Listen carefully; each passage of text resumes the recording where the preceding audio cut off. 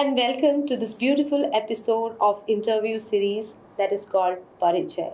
Like every time, today we have a very beautiful personality, a very intelligent personality amidst us, none other than Professor Sanjeev Panavar. So welcome. Namaskar. He has been into academics for so many decades now. Former head, Department of Journalism and Mass Communication, Rajasthan university and you have travelled the entire country. पूरे देश में आपने इतनी यात्राएं की, academic यात्राएं की and देश में जितने प्रोफेसर्स हैं, एसोसिएट प्रोफेसर्स हैं हमारे मास कम्युनिकेशन में, लगभग अगर कहा जाए कि सबके करियर निर्माण में आपका कहीं ना कहीं एक प्रोत्साहन रहा है, हाथ रहा है, तो अतिशयोक्ति नहीं होगी. तो मेरे आप गुरु हैं. जो भी मैं जानती हूँ, जो भी मैंने सीखा है वो आपसे ही सीखा है.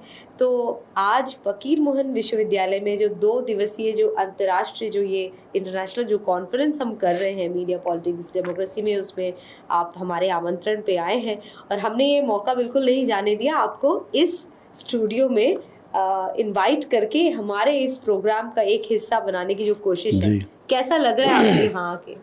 देखिए स्मृति, पहले तो मैं बधाई देना चाहूँगा इस बेहतरीन श्रृंखला की शुरुआत के लिए, जिसके माध्यम से आपने देश के अलग अलग अंचलों से यहाँ आए हुए विशेषज्ञों के साथ उनकी जो विशेषज्ञता है उसके आधार पर वो बातचीत की है. और निश्चित रूप से इसके माध्यम से विद्यार्थियों को एक नई दृष्टि और दिशा मिलेगी सोचने की.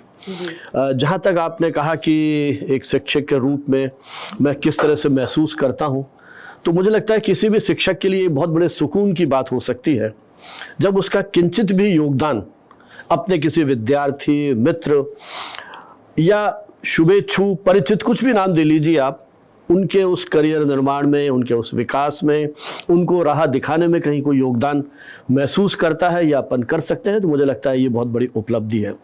आपने जो स्नेह सम्मान दिया है, यहाँ आमंत्रित किया है, क्योंकि आपके साथ एक बहुत लंबी अकादमिक पारी जयपुर में रही, फिर आप अहमदाबाद में रहे, वहाँ भी किसी न किसी रूप से मिलना होता रहा. और जब फ़कीर मोहन यूनिवर्सिटी में आए, फ़कीर मोहन नाम सुन के ही एक रोमांच की अनुभूति होती है. एक ऐसी शख्सियत जिसने उड़िया भाषा के विकास के लिए अपना पूरा जीवन समर्पित कर दिया. जो कवि, कथाकार, पत्रकार, क्या उसके जीवन के व्यक्तित्व के पहलू नहीं थे. उस महान आत्मा या उस महामानव के प्रति अपनी श्रद्धांजलि प्रकट करते हुए सरकार ने बालेसर, जिसको मिसाइल नगरी कहा जाता है, यहाँ ये विश्वविद्यालय खोला. और तुम्हें एक अवसर मिला यहाँ काम करके अपनी प्रतिभा को, अपनी क्षमताओं को यहाँ दिखाने का. और जितना मैं अपनी बातचीत के माध्यम से, सोशल मीडिया प्लेटफॉर्म्स के माध्यम से और जो मीडिया में लोग काम कर रहे हैं उनके माध्यम से जितना मुझे जानकारी मिली है, जिस तरह से आपने यहाँ पर काम किया है, निश्चित रूप से वो किसी भी शिक्षक के लिए बहुत बड़े सुकून की बात हो सकती है. और किसी भी शिक्षक के लिए ये भी बहुत गर्व की बात है कि अपने विद्यार्थी के साथ वो मंच शेयर करता है या इस तरह का एक इंटरव्यू लेने का मौका मिलता है. तो निश्चित रूप से जिस तरह की अनुभूति हो रही है वो शब्दातीत है, क्योंकि बहुत लंबे समय से एक आतुरता से प्रतीक्षा थी कि 3-3.5 साल का समय जो व्यतीत हो गया है, काश ऐसा मौका मिले कि मैं स्वयं आकर के आपके उस कार्यस्थल पर आ सकूं, आपके विद्यार्थियों को काम करते हुए देख सकूं इस खूबसूरत परिसर में, जो प्राकृतिक दृष्टि से इतना सुंदर है. और जिस तरह से आपने अपने विभाग को पिछले 3 साल में विकसित किया है, एक आधारभूत ढांचे को विकसित किया है और मीडिया की एक नई पीढ़ी तैयार कर रहे हैं, बहुत बहुत शुभकामनाएं, बधाई. जी, आपको तो सुनने से ऐसा लगता है कि सुनते ही जाए. शब्दों को जो एक माले में जैसे मोती पिरोते हैं, उस हिसाब से जिसे पिरो देते हैं आप, तो ऐसा ही लगता है कि सुनते ही जाएं. पर प्रश्न भी आ रहा है, तो प्रश्न भी मुझे पूछना है. आपका जन्म और आपकी जो शिक्षा दीक्षा वो राजस्थान में, जयपुर में रही. आपके माता जो है वो भी शिक्षक थी, वो प्रिंसिपल थी. उनके पिता जो है प्रोफेसर नरेंद्र भानावत, उनकी किताबें हैं, हिंदी के वो प्रोफेसर रहे. तो एक पूरे घर में एक अकादमिक माहौल में पला बड़ा शिक्षा लेने वाले व्यक्ति को आज जिस नाम से, मीडिया गुरु के नाम से, मीडिया के विशेषज्ञ के रूप से हम पूरे देश भर में जानते हैं, आपकी सफलता का श्रेय किसे जाता है? ये ऐसा है, जहाँ तक जन्म की बात है, वो जन्म मेरा उदयपुर में हुआ जी. उसके बाद सारी शिक्षा और दीक्षा जो भी आप कहें वो सब जयपुर में हुआ, वहीं रह करके पढ़ाई की। और ये सही है कि जो कुछ आज मैं कर पाया उसमें जो पारिवारिक माहौल मुझे मिला, मेरे माता पिता के साथ तो जीवन का बहुत संघर्ष रहा, भारी अभावों में रह करके उन्होंने अपनी पढ़ाई पूरी की। और मेरी दादी बिल्कुल अनपढ़ थी, दादा थे नहीं, बहुत जल्दी ही, मतलब जब मेरे पेरेंट्स बहुत छोटे थे तभी उनका निधन हो गया था। ऐसी स्थिति में वो सेल्फ मेड थे, तो उन्होंने जिस तरह से अपनी प्रतिभा और क्षमता के बल पर एक पहचान बनाई, पिताजी विश्वविद्यालय में प्रोफेसर रहे, माँ की शादी जब वो 8th क्लास में थी तब हो गई थी, शादी के बाद PhD किया। तो मुझे लगता है कि उनकी जो संघर्ष पूरी गाथा है, मेरे अंकल स्वयं लोक साहित्य के, उनमें उनका बड़ा अपूर्व योगदान है, 100 से अधिक पुस्तकें हैं। तो ये जो पारिवारिक माहौल मुझे मिला, शायद शब्दों के संस्कार और काम करने का जुनून मैंने उन्हीं से सीखा परखा, क्योंकि उनको भी मैंने देखा किस तरह से अपने उद्देश्यों लक्ष्यों को प्राप्त करने के लिए प्रयत्नशील रहे। कैंसर हो जाने के बाद भी वो अंतिम समय तक, जब तक उनमें सामर्थ्य था, कुछ न कुछ काम करते रहे, साहित्य साधना में वो लीन रहे। तो शायद प्रत्यक्ष अप्रत्यक्ष रूप से उन पुण्यात्मा का ही मेरे पर एक असर आया है कि मैं जो कुछ अपने क्षेत्र में विनम्र योगदान दे सका, कहीं ना कहीं मुझे लगता है कि उनकी प्रेरणा, जीवन काल में तो पेरेंट्स की, अभिभावकों की आशीर्वाद रहता ही है, लेकिन मुझे लगता है कि उनके जीवन के बाद भी कहीं ना कहीं वो हमारे साथ हर पल में उनकी उपस्थिति अपने आसपास महसूस करता हूं।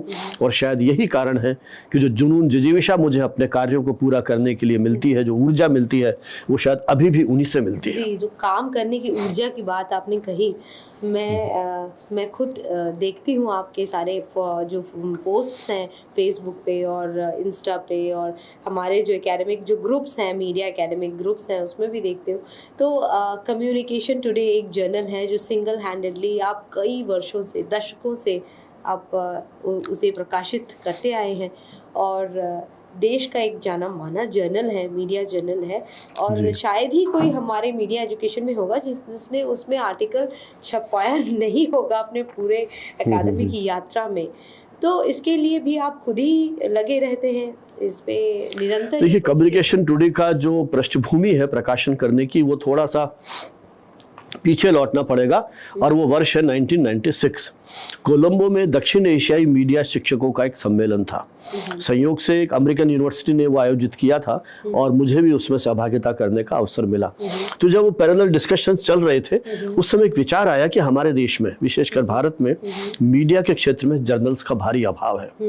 पता नहीं कौन सी ताकतें, शायद मुझे उस समय ऐसी कौन सी प्रेरणाएं थी जिन्होंने मुझे कहा कि भाई संजीव, तुम एक जर्नल निकालो। और मैंने वहाँ कमिटमेंट किया कि मैं हिंदुस्तान लौट करके जर्नल निकालूंगा। यहाँ आया, प्रक्रिया शुरू की मैंने, टाइटल मुझे मिल गया RNI से, और मैंने वो यात्रा शुरू की। नेचुरली किसी भी उसको संकल्प को पूरा करने के लिए बहुत संघर्ष आते हैं। मैंने 200-250 मित्रों से 250 रुपए का सब्सक्रिप्शन वसूल किया। तो कुछ ने दिया, कुछ ने नहीं दिया, लेकिन फिर भी मुझे ठीक ठाक रेस्पॉन्स मिला। फिर अगले साल 250 की जगह 200 रह गए, 150 रह गए, क्योंकि मैंने हर मित्र से, वो भले एकेडमिक्स में है कि नहीं है, बिजनेस में है, कुछ भी कर रहा है, सबसे लिया। तो वो जो मेरी यात्रा हुई, तो मुझे ऐसा लगता है कि शुभ संकल्प से शुरू किया गया कोई कार्य कभी खत्म नहीं होता है।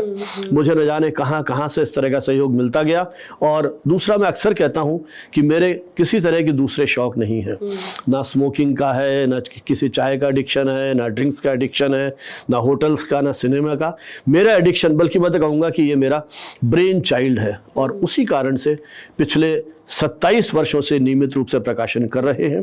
28वां वर्ष ये है, और इसका जो पहला अंक है वो संयुक्तांक है, और हमने रेडियो पर स्पेशल इशू निकाला है।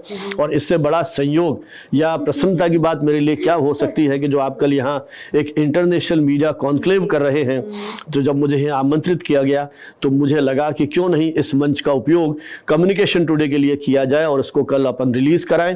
और दूसरा एक संयोग यह है कि पिछले कुछ वर्षों से आप भी मेरे इस प्रकाशन यात्रा के साथ जुड़े हैं, इस संपादकीय यात्रा के साथ जुड़े हुए हैं।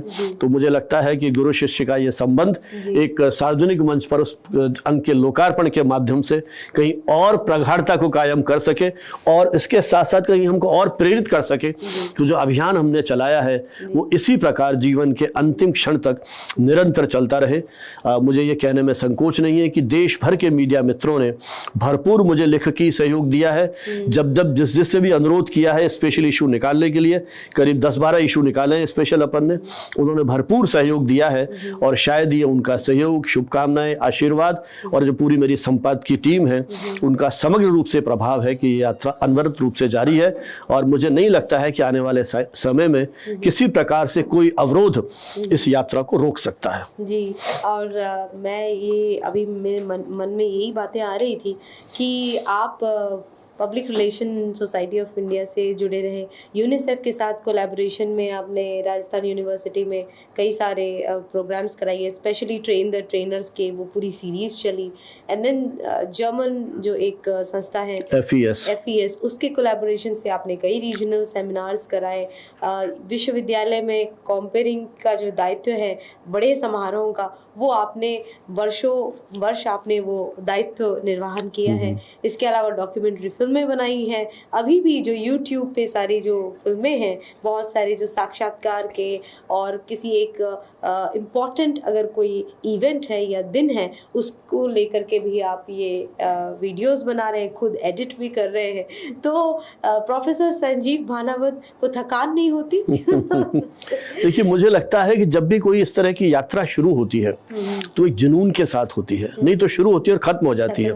हमने कई जर्नल्स देखे, 2 साल छपे, 1 साल छपा और बंद हो गए। तो ये अचानक जो जिस तरह का किसी को एक प्रेरणा मिलती है और शुरू होता है तो फिर वो चीज़ें नहीं बढ़ पाती हैं। मुझे सेवानिवृत्ति के आज लगभग 6 वर्ष होने आ गए हैं, लेकिन मुझे कहीं भी ऐसा नहीं लगता है, निराशा नहीं होती है या ऐसा नहीं लगता है मुझे कि कहीं इन चीज़ों को रोक दिया जाए। बहुत अच्छा समय है, परिवार के साथ बिताएं, वो समय भी बिताते हैं, घूमने भी जाते हैं, पर्यटन भी करते हैं, वहाँ भी जाते हैं। तो मैं कोशिश करता हूँ कि रिसर्च की जाए और फिर उस स्थान के बारे में फिर हम अपने सोशल मीडिया प्लेटफॉर्म्स के माध्यम से मित्रों को बताएं और साथ ही साथ अपनी भी एक डायरी तैयार होती चली जाए जीवन की। तो रिटायरमेंट के बाद भी मैंने यही सोचा कि मतलब रिटायरमेंट के पहले की थोड़ी सी बात करूं, जैसा आपने बहुत सारे उदाहरण दिए, चूंकि मैं अकेला था डिपार्टमेंट में और एक जुनून मेरे पर सवार रहता था, जो भी कोई काम है तो पूरे डिपार्टमेंट को एस्टेब्लिश करना, फिर विद्यार्थियों को प्रशिक्षण देने के लिए, उनको करियर निर्माण के लिए मैंने ये कोशिश की कि जितना मेरा संपर्क का दायरा विस्तृत होगा उतना ही विद्यार्थियों को फायदा मिलेगा। तो मैं उनको साथ ले लेकर के अपने जाता था, इस तरह के जो एकेडमिक आयोजन होते थे। मैं फिर यही कहूँगा कि ये शायद मुझे ईश्वरीय वरदान मिला कि इतनी सारी एजेंसीज के जो रिप्रेजेंटेटिव थे उन्होंने मुझे अप्रोच किया और इस काम में आगे बढ़ने के लिए भरपूर सहयोग दिया, चाहे वो फाइनेंशियल लेवल पर सपोर्ट हो या ऑर्गेनाइजेशन के लेवल पर सपोर्ट हो। हमने वर्ल्ड बैंक के साथ काम किया, हमने यूनिसेफ के साथ काम किया, UNFPA के साथ काम किया, हंगर प्रोजेक्ट के साथ काम किया, कितने NGOs के साथ काम किया, विद्यार्थियों को कितनी जगह बाहर में घूमने के लेके गया, DST के साथ काम किया, हमने साइंस कम्युनिकेशन के पेपर डेवलप किए, डेवलपमेंट जर्नलिज्म पे किया, कितनी तरह के PROs को ट्रेन किया, पत्रकारों को ट्रेन किया। एक बहुत बहुत बड़ा इसका ये है, मैंने तो पूरा का पूरा एक प्रकाशन निकाला है मेरी इस यात्रा का और अपने जो वेबसाइट है कम्युनिकेशन टुडे की, communicationtoday.net, उस पर ये सारी जानकारी डाली है। फिर कोविड काल में जब एक डर बैठ गया था, आशंका हो गई थी कि सब कुछ थम जाएगा, मुझे लगा नहीं, एक जो नया विकल्प आया है ये जो वेबिनार्स करने का, तो हमने सोचा कि मीडिया के विषयों को लेकर एक निरंतर वो शुरू किया जाए और आप स्वयं कम से कम 4-5 जो हमारी वेबिनार्स हैं उसमें सहभागिता कर चुके हैं और उस सारे डिस्कशंस को, मुझे लगता है कि मेरा एक योगदान ये भी है कि जो काम किया है उसका डॉक्यूमेंटेशन भी साथ के साथ किया जाए, कोई चीज़ व्यर्थ नहीं जाए। तो उसको हमने, उसमें भी पैसा तो खर्च होता ही है जब आप ये सब्सक्राइब करते हो, तो मैंने उन सब आयोजनों को किया, रिकॉर्ड किया और यूट्यूब पे डाला। धीरे धीरे इस टेक्नोलॉजी को सीखने की कोशिश भी की, है ना। अपनी सीमाएं हैं, जो हमारी इस तकनीकी जितनी समझ है, बच्चों से, विद्यार्थियों से पूछ करके मैंने इस दिशा में कुछ करने का कोशिश की है और एक बहुत मुझे सुकून मिलता है कि मैंने सारे जो हमारे कम्युनिकेशन टुडे अंक हैं इनको डिजिटलाइज करवा दिया है और वेबसाइट पर डाल दिया है। मैंने अपने थीसिस को डिजिटलाइज करा दिया, पेरेंट्स की बुक्स को मैंने करा दिया।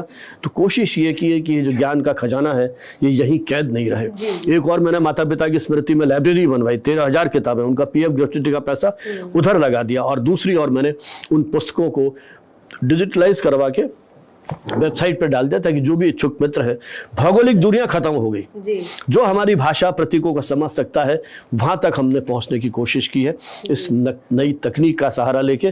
तो इसमें से जो फीडबैक मिलता है वो ही शायद इस यात्रा को निरंतर आगे बढ़ाने के लिए प्रेरित करता है और रुकने नहीं देता है। वो मुझे लगता है यही इसका रहस्य है। जी।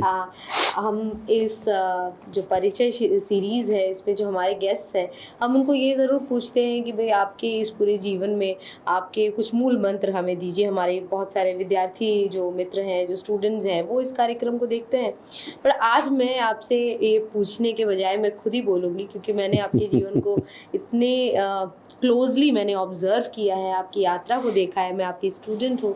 और मैं कहूँगी कि सर के कुछ जो पॉइंट्स हैं जो हम सबको अनुसरण करना चाहिए, वो पहला तो हमेशा कुछ नया सीखने की जो ये जो चाह है कि जिज्ञासा का भाव, something new, to have that passion to know something new. Second is कि when you make your work as your passion, I mean whatever you're passionate about, अगर उसको ही उसी में आप काम करें तो वो काम नहीं लगेगा, वो बोझ नहीं लगेगा, आप उसको एंजॉय करेंगे। तो सर आप इतनी जगह जाते हैं, ट्रैवल करते हैं, लोगों से मिलते हैं, I think the main thing is that you enjoy this entire thing. Memories बनाना, उसको डॉक्यूमेंट करना, अलग अलग फोरम्स पे डालना, इंटरव्यू लेना या इंटरव्यू देना, in the entire process one thing which we can underline is communicate, talk, express, share. तो आई थिंक मुझे लगता है छोटी छोटी बातों में खुश रहिए, उसको पूरे जुनून के साथ जीने की कोशिश कीजिए, जिसको आपने पैशन कहा। और एक मुझे लगता है कि बच्चों को यह भी सिखाना पड़ेगा कि कभी अवसाद के शिकार नहीं बने। जीवन में उत्थान पतन होता है। मेरी यात्रा सहज नहीं रही, बहुत सारी चुनौतियां मुझे मिली हैं, उनका समय नहीं है जिक्र करने का। किन चुनौतियों में, सरकारी तंत्र में काम करना एक बहुत बड़ी चुनौती है, और सेवानिवृत्ति आपकी सही तरीके से हो जाए ये भी बड़ी उपलब्धि है, किसी तरह का कहीं कोई रोड़ा नहीं अटका। तो इन सारी चुनौतियों के बीच में, और एक बार जो मैं कहता हूं अपने विद्यार्थियों से, perfection is the enemy of good. हम पूरे परफेक्शन की चाह में कभी कुछ नहीं कर पाए। काम करते रहिए, आलोचना प्रत्यालोचना को आप एक अच्छे स्पिरिट में लीजिए और अगली बार कुछ काम करें उसको और बेहतर करने की कोशिश करें, तो शायद इस यात्रा को हम आगे बढ़ाएंगे।